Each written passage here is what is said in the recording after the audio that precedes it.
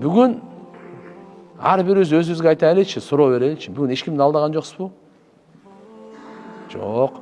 Альхамдулилла деңиз. Алла сизди бирөөнү алдагандан сактаптыр да. Бирөөгө кыянат кылган жоксузбу?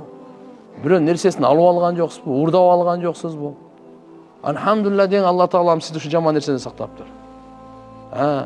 Жаман нерсеге баскан жоксузбу? Жаман нерсени кармаган жоксузбу? Жаман нерсени сүйлөгөн жоксузбу? Арам нерсени уккан жоксузбу? Жокпу? Альхамдулилла. Бүгүн эч кимге текеберлик кылган жоксузбу?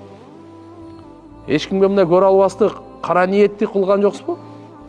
Эч кимге эки жүздүүлүк кылып, жокса эки мусулманды чагымчылык кылып ортосуна от таштаган жоксузбу? Жок. Аллага шүгүр. Бүгүнкү күнү мен таза өтүптүр да. Себеп ар бир күн Алланын тарабынан берилет, жашоонун ар бир күнү. Ар бир күнү кыямат күнү эсеби бар. Ар бир күн ахиретти бузат, же курат. Ар бир күн өткөн күн туган бизди өлүмгө жакындатат. Ар бир күн канча деген неаматтар бар, шүгүр кылганга чакырат.